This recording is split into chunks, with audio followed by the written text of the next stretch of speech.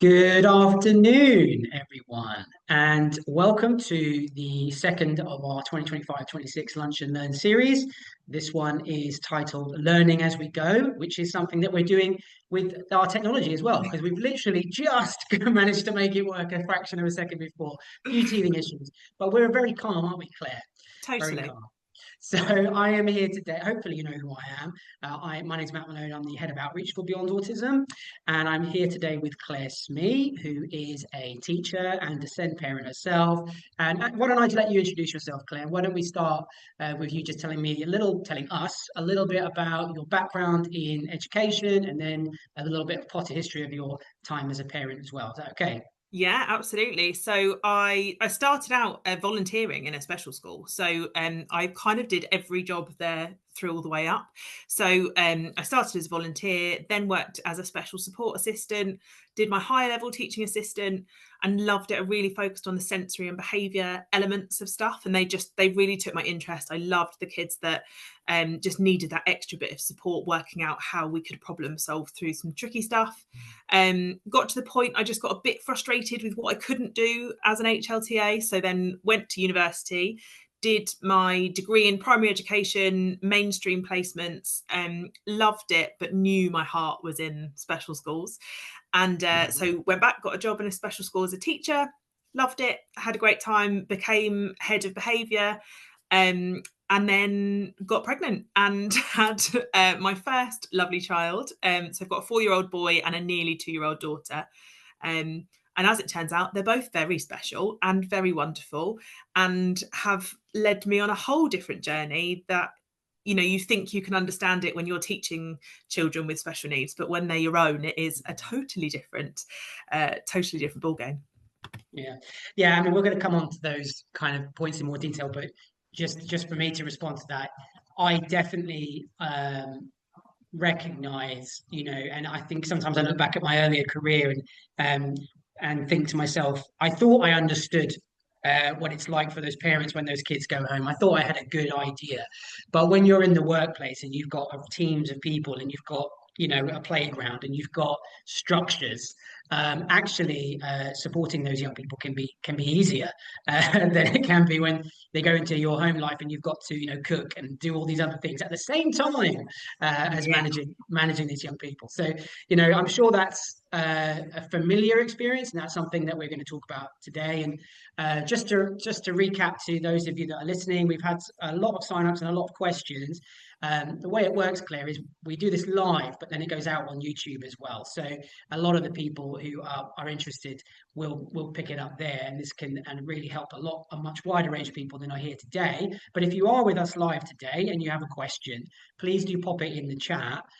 We have some that have come in earlier, so we'll try and get to those first. But if we have time, we'll come to some questions at the end. Great. So let's get started more formally. So when I was talking to you about doing this, and thank you very much for doing it, No I problem. think what I was really interested in, because I know you, sort of full disclosure, we used to work together in the same school, and I knew you as a very passionate, very creative professional who was very intuitive to children's needs. And then when I found out that your children had additional needs, I thought to myself, well, it's quite silly, really, but oh, she's probably got that well under control.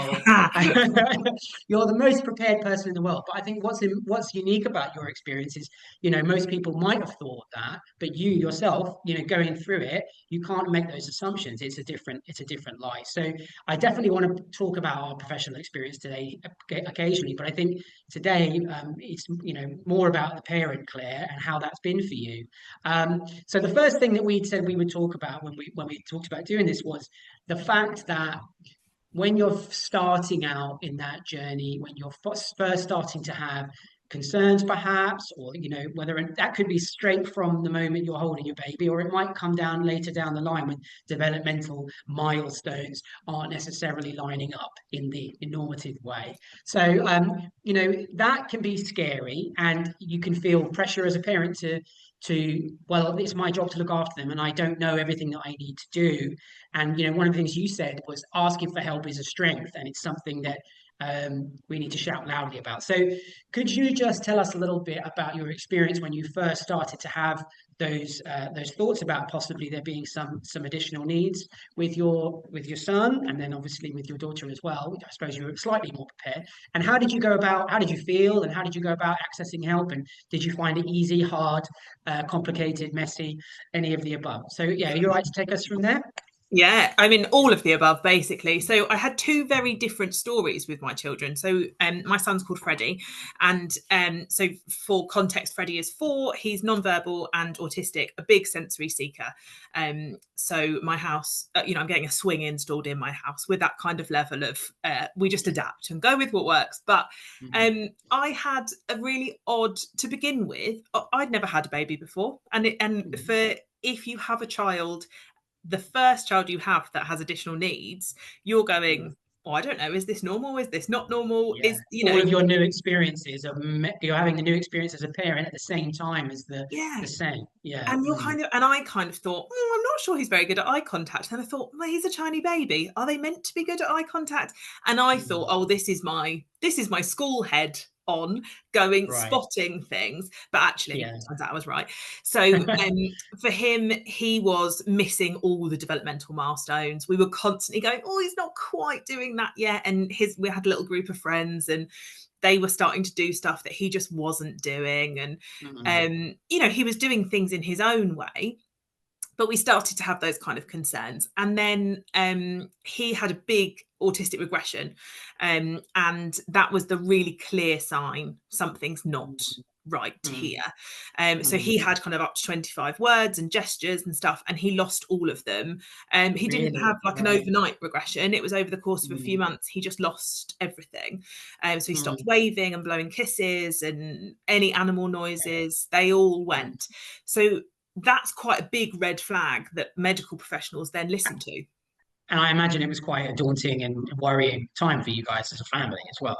Yeah, and he was really frustrated because he couldn't communicate with us anymore. So his behaviour got quite challenging. There was quite a lot going on at that point. So how did you access that? Was that when you started to really try to access support or to get diagnosed? When did that journey begin for you?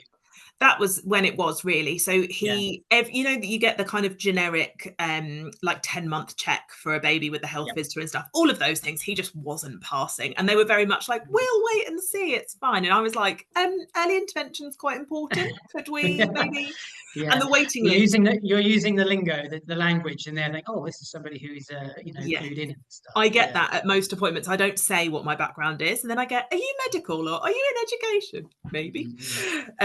So I started going, I think we need to be just even on some waiting lists, please. And you have to push really hard. And I'm sure parents who are with us today or watching this later will know how hard you have to fight for everything.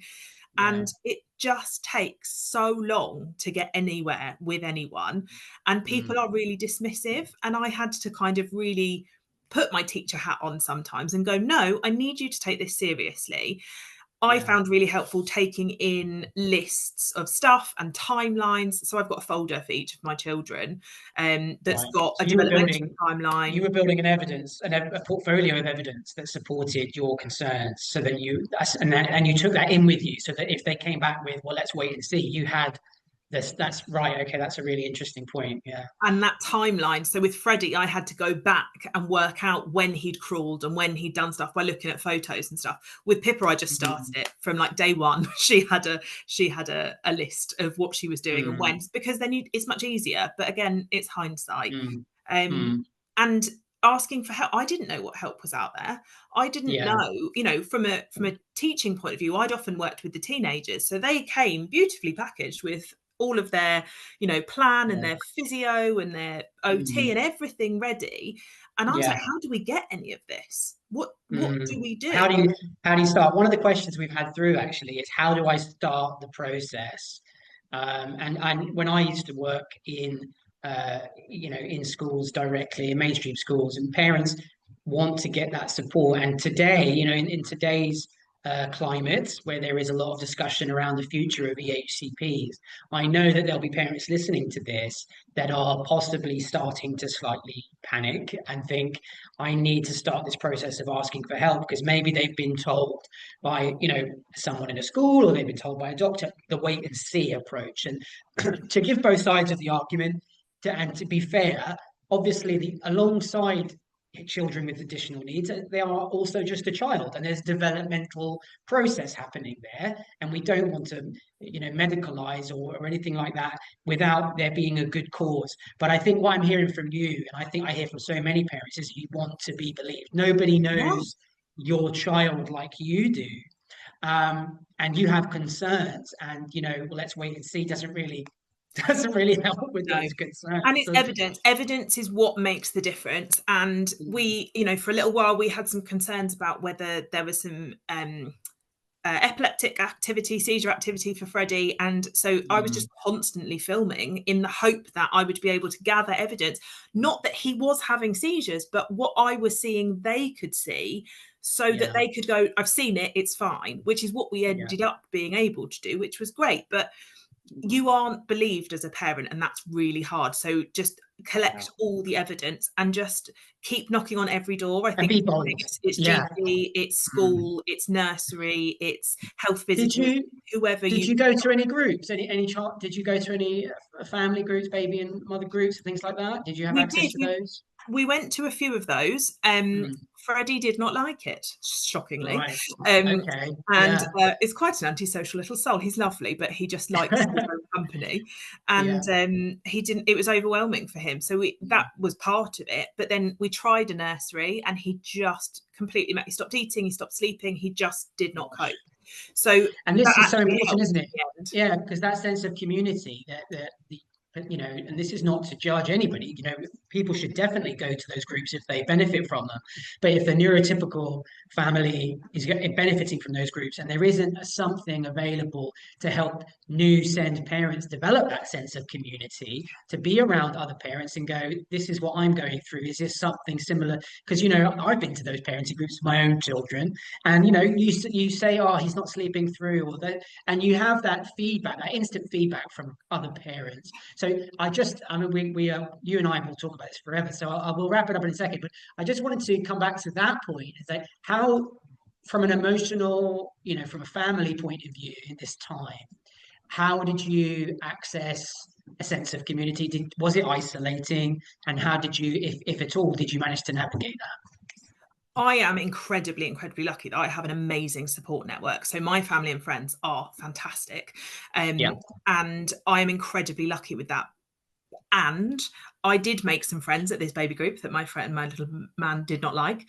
And they accept Freddie exactly as he is and who he is. And that really helped. But I also was going, well, he's lost all his language. What do I do about this? Nobody knew. So I needed that specialist group, that specialist setting. And also I needed, for my mental health, I was getting no sleep. I was getting no, it was bad, but that meant I needed to speak to my GP. And that's the thing is you have to look after yourself as well as your child. And it's okay to ask for that help, because if you aren't functioning at a high enough level, how are you going to get them what they need at a very basic level?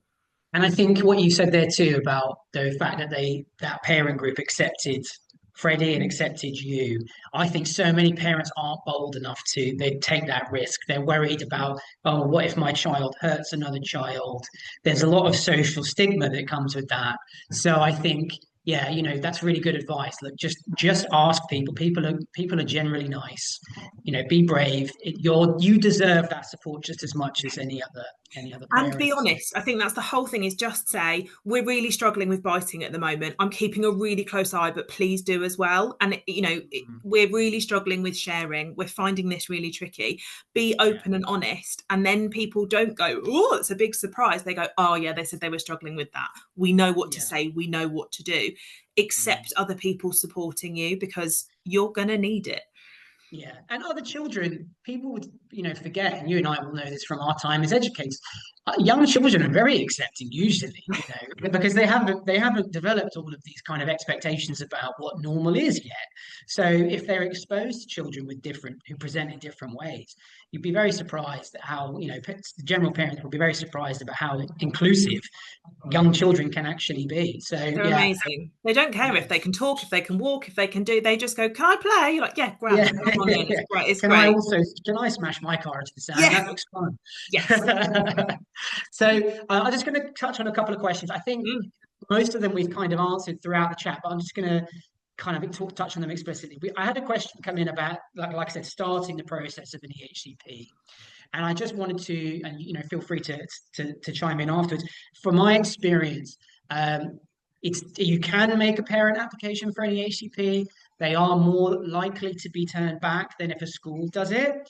The reasons behind that are usually because you don't have the same network of evidence gathering like you just talked about. So that example there about having the folder and stuff like that, making sure everything a professional says to you that contributes to that supports that request for additional support, get it all down, get as much evidence as you can. You are legally entitled to make that request. If the way it works with an EHCP is after 6 weeks, you'll have the first decision from the local authority if your local authority is working smoothly, and And they will that's probably say no. I think I didn't yes, expect them to say no, and they've said no to me both times for both of my children who have quite complex needs. So yeah, go into it expecting that you'll have to fight yes. it, and it's easier. So, and that is, like I said, that is, I understand the current government wants to reduce this combative nature, and actually put more pressure on schools to do better in the main. But that's easier said than done, and it's a long journey. And I don't, any parent that wants to push for an EHCP at this stage, I can totally understand why you would. But yeah, in that after that 6 week, you should get a decision about whether or not they will assess. If it's a no, it will be we don't feel that there's enough evidence for us to put an educational psychologist and a speech and language therapist, etc., onto this case to have then a further assessment. If it's a yes at stage at week 6, you'll then get some professionals come to visit you and hopefully to see your young person in a setting or at home. They will make some recommendations, and then by week 20, so 20, about half a year, if you're lucky, you will have a decision. And that doesn't mean if you get a yes at stage 1 at week 6, it doesn't mean you'll get a yes at stage 2 either. But what you will have is some professional reports that you can then, and it doesn't mean a no forever. You can reapply after 6 months. So in answer to that question that came in, the best thing you can do is just start gathering evidence, speak to the professionals in your network, whether that's nursery, whether that's doctors, and ask for as much evidence as you can of their opinions, I guess, is the best thing you can And do. I would say explicitly say to them, we're looking to apply for an EHCP. Please, could you provide evidence of X, Y, Yeah, and Z? Because the more you feed them, as long as it's true and it's accurate, they will feed it yeah. back to you. And that's the box you kind of need ticking. So ask for it. You say you're doing an EHCP. Yeah, don't ask for a blank page. Say, you said to me that this is and this and this are flags. Could you please put that into a Could you document? summarize these points Yeah, in this letter? Yeah. Chat GPT, my Yeah. process. So another question that came in was about the rights if my local authority refuses to assess. So you do have the right to appeal. Um, the average appeal time recently was 40 weeks. So there's a huge backlog, and so be mindful that, as you've said, you could be in for a long fight. There is a step before officially appealing. They make you go through mediation, which you can just get a certificate for. But mm, so we're currently doing this for my daughter. yeah, We are going to that mediation because rather than just saying just give us a certificate, we'll wait for the appeal, because like you say, that can be 40 weeks. We're yeah, hoping this is a shortcut to that by actually being able to go, no, come on now. She's tube fed, yeah. she's this, she's that. We need this, Mhm. we need this Yeah, in. Hoping. particularly when you have those medical needs. Mm, A school needs to have the support to keep her safe. So yeah. they need to be preparing for that. So yeah, an EHCP, an educational health and care plan. So that's, the current thinking is that they might split those up so that if you only need a health plan, you only get a health plan, etc. But for now, just carry on pushing and asking. And Yeah. I think one of the other questions that came in was about where can I get trustworthy advice around navigating the SEND system. So from Beyond Autism's point of view, we have a resource hub. I run parent clinics every Friday, which you can access, and I can give you some advice. They're completely free. There's IPSEA as well, the IPSEA, that they do good legal advice. I don't know, did you, and I know you had your educational background, but did you go anywhere to help you navigate the legalities of it? I use the IPSEA. They do template letters that you can kind of then adapt to fit your needs for, like, if they've not got back to you within 6 weeks, if they've refused to assess it, they've got a template letter for all of those situations. And they are so handy because they have the law in it. They are exactly what you need to be sending. So they were really handy. We'll put links to all this stuff in the comments when we post a video on YouTube, or everything we've mentioned. So don't feel that you have to be scribbling all this stuff down.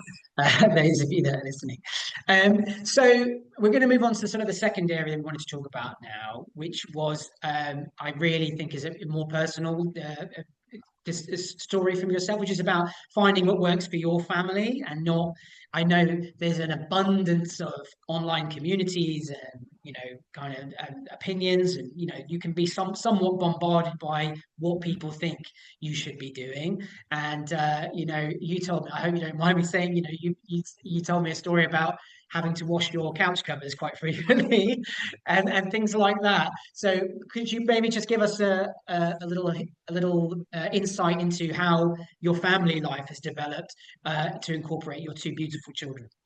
Yeah, so the sofa cushions get washed constantly, and that is, my children will not sit and eat at a table. We are working on it, and we have a little table that they sit at, and at school they Freddie will sometimes sit down and eat, but there is food constantly on my sofa cushions, and really into being naked at the moment, so there's quite a free on them too. So that's really fun. Okay. So, but I've just had to go with, this is what's happening, so I need a sofa that I can wash. Fine. Rather than, whereas previous me, pre-children, my house was quite clean. But this is the only way that I can manage to keep up with it, is to just have cushion covers that I can just throw through the washing machine, because otherwise it doesn't work. So finding what works for your family, for us, means letting go of what the societal norm is. We have, our garden had loads of beautiful flowers in it. I really enjoyed spending time out there. And then both of my children like pulling flowers off of the bushes. And I've just had to go, I could not let them in the garden. I could argue with them constantly about this, or I could just accept, I won't have many flowers in my garden this year. They'll probably be over it next year. You just have to go with, that battle isn't worth fighting.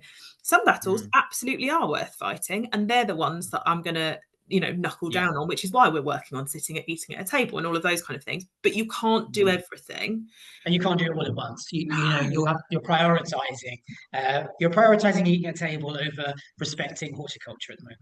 Right? Absolutely, and we will get to respecting horticulture because it's very important. But at the moment, it just is what it is, and we just have had to kind of adapt and change all the time. So with Freddie, that was a little bit easier because it was just him.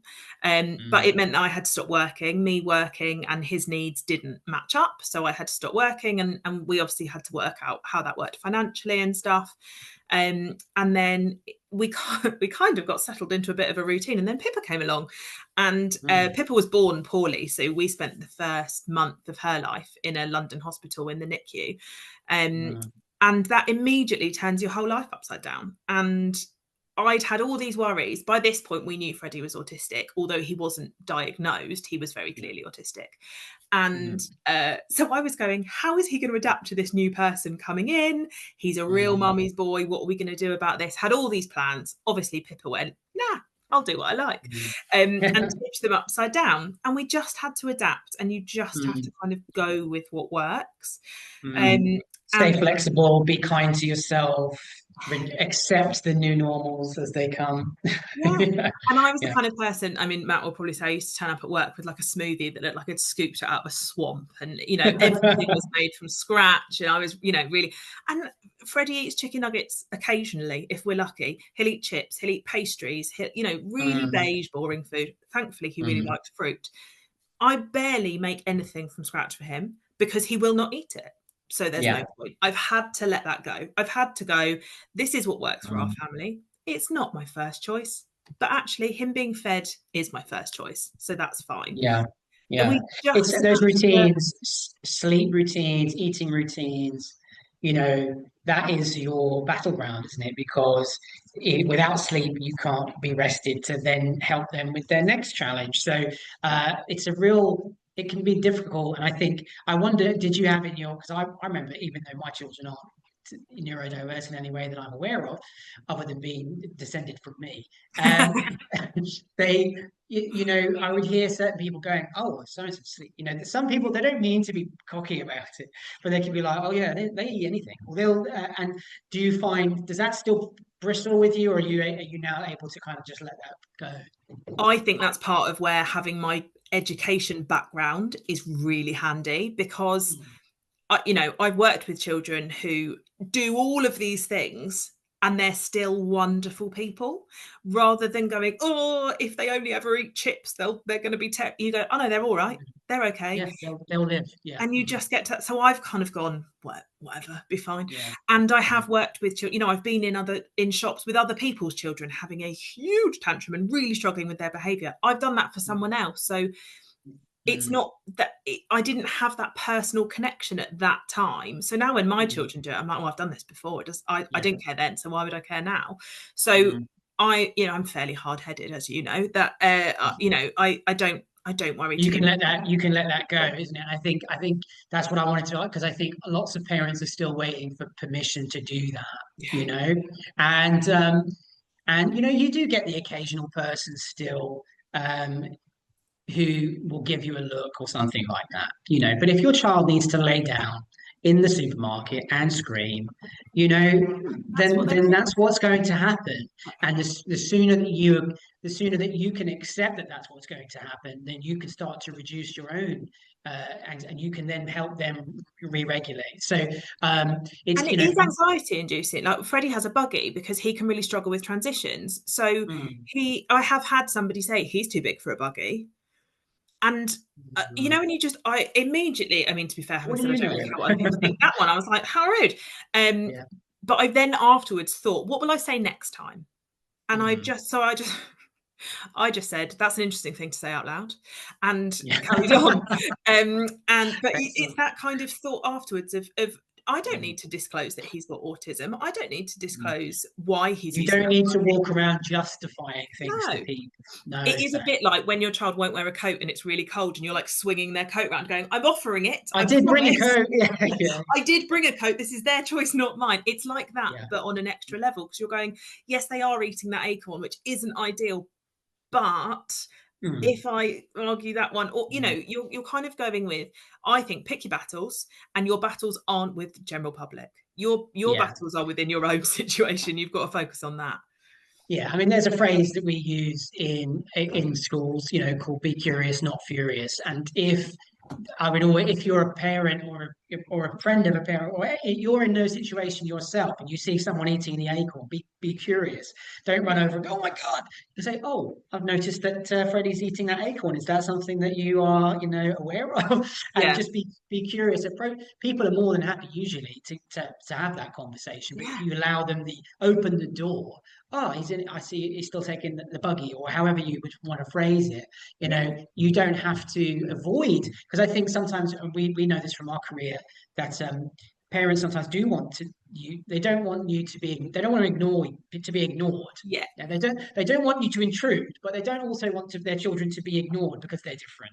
Oh, don't play with them because they're you know, those parents sort of take their kids away, you know. So it is a difficult, nuanced thing to do, but you know, I think yeah, like you said, if you can make yourself approachable and let yourself be calm, Let it then breeze you're over you. And I think the other thing is I join in. So if not eating the acorns, but with lots of things, I will, if Fred's yeah, running around in the park and having a really lovely flappy, he does lots of kind of stimming when he's happy, I'll kind of go and go, oh, it's so nice you're having such a nice time. So that parents get and other children get, oh, it's fine. We can play with him. Pippa used to have an NG tube before she had her like permanent gastrostomy done. And the different reactions, some people would go, oh, she's beautiful. What lovely tape. We used to get pretty tape for her.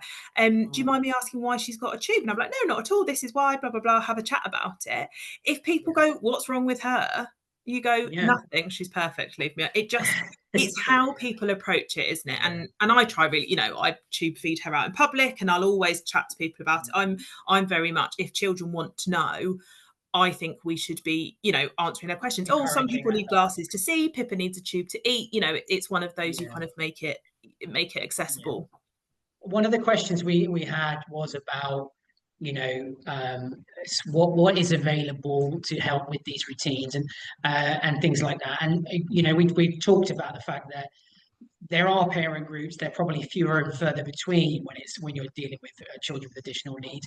We have a directory on the site. There's also the National Autistic Society. There is, if you look for your local parent carer forum, a lot of the most engaged parents in the local community will be special needs parents.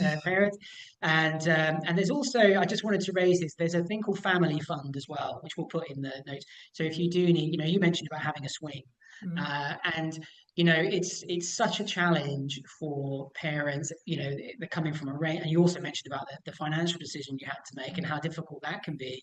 So there are very very few and far between, but there are options where you can apply for small grants for things like that. And I'll try and collate some of that in the post that we put, because that's another thing we've had is like, how can I do this? One day you've got a lovely pristine home, and the next day you're having to develop a sensory room, and it's a financial challenge, it's an emotional challenge, it's a logistical challenge. But hopefully people have taken some of your advice there about certainly the emotional part, just acceptance, radical acceptance, isn't it? Yes. And that takes time to get to. Don't feel bad if you're not there yet. If you're not at the point that you're confident in that, that's okay. And maybe have a stock phrase of, oh, I'm not comfortable discussing their medical conditions with the public, or, whatever that is, so that you've got something rather than in the moment, when you can feel your face go red and you go, I don't know what to say here. Just having we used to have cards at school that we could give people that just said, here is the number for school. We're dealing with an incident at the moment. Please ring and we'll be happy to debrief with you. And that then meant that you had to get out of jail kind of thing. It's almost having that, isn't it? Working in a special school makes you excellent at communication shortcuts. And I think that that's the last thing I wanted to ask you on this little section is, you've mentioned that Freddie's pre-verbal at the moment. How has the communication environment in your home changed, and how much of you has your husband had to learn Makaton, for example? Like, what's the process in there going on there, and is there anything you could share with the parents listening about that? I think the biggest thing for us is we've just had to totally immerse ourselves in it and just go, speaking and listening isn't our primary mode of communication. It's not our primary language. So what do we need? We need visuals. We need, like you say, Makaton. We need these things, and they need to be accessible.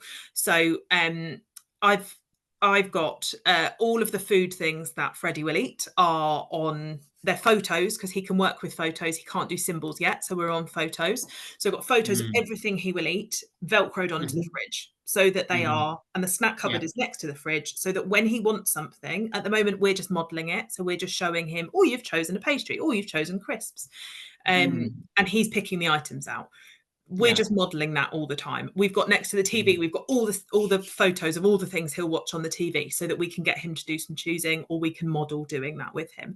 Pippa's also pre-verbal. She's in the same situation. So we do lots of, and again, I'm really lucky. I've had loads of lovely training, but we do kind of bucket time style sessions at home. So we do that attention autism, that I haven't been properly trained in, but I've seen enough sessions that I can, for my children, I can budget. And there's a lot on YouTube. You don't have rugby, and bucket time, just to give people a bit, because what the hell are they talking about? Yes. Bucket time is a strategy, is a sort of intervention that you can do in schools to help children maintain focus and to make predictions.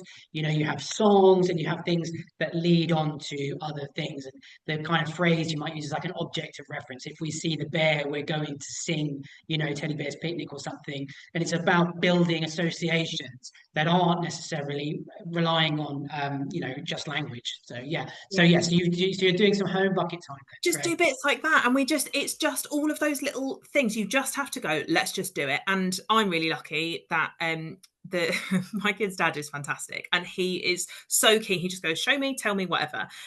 We had a little bit of Makaton from our pre-children days, so that we could kind of finger spell across a bar, basically, what drink do you want? So we did quite a lot of those things. So actually that was quite handy, but he's kind of seen how helpful that is. So I've got we've got a bit of Makaton going, we've got some symbols, we've got some objects of reference, we just kind of, you're using a whole communication mode of being. And for people that aren't familiar with Makaton, it's a type of sign language that is done alongside spoken language mostly. So for example, toilet is still toilet, isn't it? If I just said biscuit, if I just said biscuit, it's just I think it's one finger in the middle. And we used to use it a lot in the school that we worked in to support children who were on the journey of developing language. And whereas British Sign Language is traditionally used with children who are deaf. And so it's a great thing to do. Once again, there's loads of resources on YouTube. We have things on our resource hub. I'm aware we've said loads and loads of really great technical language today. Well, not technical, but so then we'll make sure that all of that is signposted in the chat. Right, we are, as we predicted, just cracking on. So we've got 10 minutes left, and the last thing we were going to talk about, which I think is just a bit more of a tricky subject, but I'm very grateful for you sharing, is about kind of balancing the grief and joy of being a SEND parent. And I remember when I first started as a teaching assistant at the special school that we worked at. I don't know why I'm not saying it, QE2, which is a wonderful, wonderful school in Horsham. And the first thing that was said to me was, because I didn't have any experience in the world of SEND, and these parents are going through a form of grief. They had all the normal human feelings when they were pregnant, and plans and thoughts about marriage and all these kinds of things, and they are going through a period of grieving. So the person giving me that advice was saying be gentle with them because of that fact, and it was really good advice, and it stuck with me my whole career. So I just wanted to ask you, given your extensive experience both on the education side but mainly your family side, how are you guys managing that? Do you still catch yourself having those kind of flashes of frustration or jealousy and very natural human emotions, and how are you handling them? Yeah, so I think, and it's that grief of your perceived child. You have this child that you think this is their life. Like you say, when will they get married? What will they do? What sport will they play? Who will they be? And your brain doesn't often, when you're pregnant, think, oh, if they're profoundly autistic and that, they've got really high complex care needs, or if they're tube fed, you don't necessarily think of those things. So it's a really big shift. And I think it's okay for that to coexist with being utterly obsessed with how wonderful your children are. And my best friend laughs at me. She's like, you just are too obsessed with them. Just for a minute, just think about something else. So I feel incredibly, incredibly lucky that they chose me to be their mum, because I have got this experience and I do love them absolutely entirely. But, I suppose it's and, not but.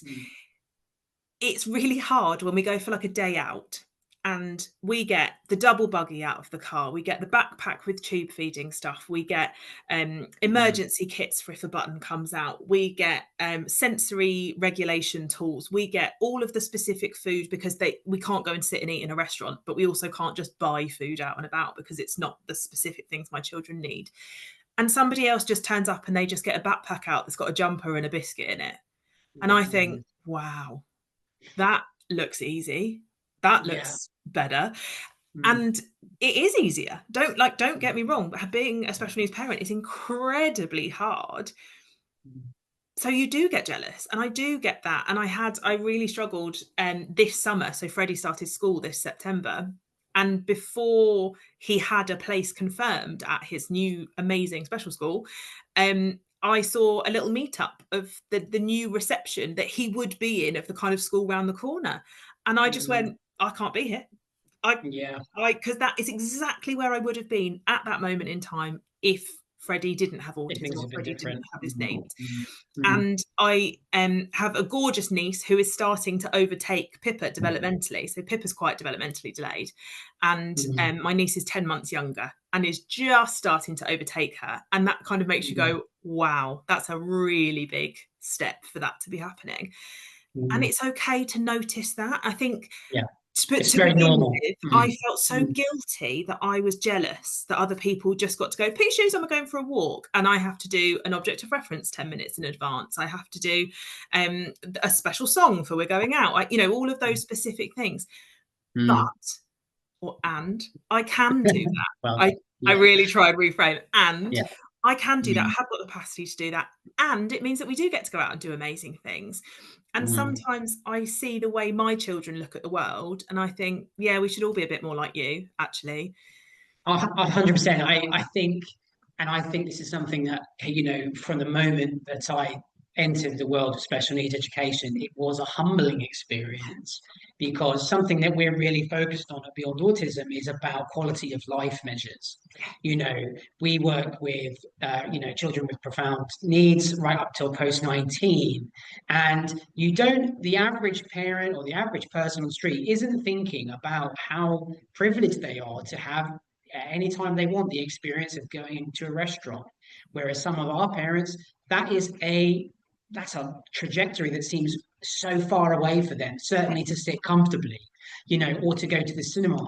And it's wonderful to see things are slowly changing. I've noticed now, Tesco's, for example, having sensory toys that you can access. There are quiet, autism-friendly cinema showings, and that's wonderful. And they are still slightly, if you're going to one of those showings, you're grouping everybody together, and it's still slightly segregating, I would say. And always at really awkward times. It's like bedtime, you can come to the cinema.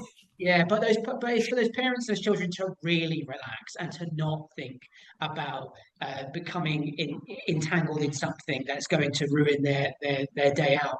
So, thank you for being so honest. And I think that grief and joy, they're two sides of that same coin, and it doesn't stop either. You don't get over it, because as you've just mentioned about the reception, throughout their lives, they'll be learning, growing, and becoming new people. They develop into the new version of themselves, and you will always be having that same tug of war in your head about being so, as you said, so blessed, and to celebrate the wonderful people they are, but also aware that that wasn't necessarily, you weren't thinking of feeding tubes when you were picking out baby names. And I think it's really important to celebrate the success that you do have.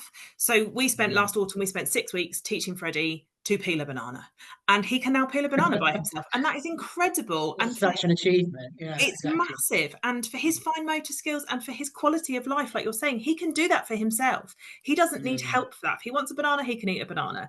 So that is massive. For most people, that's just to think they couldn't tell you when their child learnt to peel a banana. We celebrate those inch stones the same way that normal families celebrate milestones, and that is so important. And it's also really important to fulfill what you need. My other half, he is incredible with children, and any time that the kind of neurotypical family members come round, he's like, let's do a scavenger hunt, let's play hide and seek, let's do this. So he lets that out that way, because my children aren't that bothered with that, and he finds a different way to interact with them and have that. And I'm a teacher. I've got an interesting idea that, having your needs as a parent in terms of what you expected those interactions to be like, finding other ways with your cousins or your nephews. And we've only got 1 minute left, and I just wanted to pick up this question. You've answered really well this question, which was, how can I cope with the emotional ups and downs while still celebrating my child's progress, which you've answered perfectly. Now, this one question, which I think I'll take, was about how can I balance the needs of my SEND child with my non-SEND sibling. And obviously, as you're both your young people have similar needs, and I know that there is certainly, you said Freddie's a mummy's boy, and then Pippa's come along, but I would just say that there's no right way, there's no wrong way.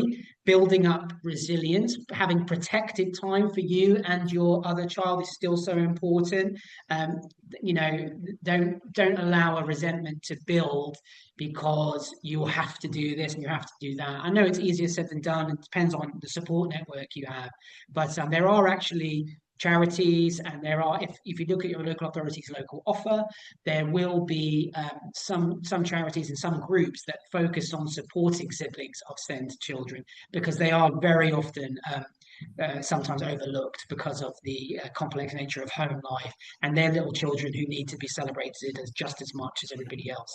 That would have been exactly what I'd say. And when I was pregnant with Pippa, it was obviously, we didn't know who she was going to be, and that was something I was very conscious of.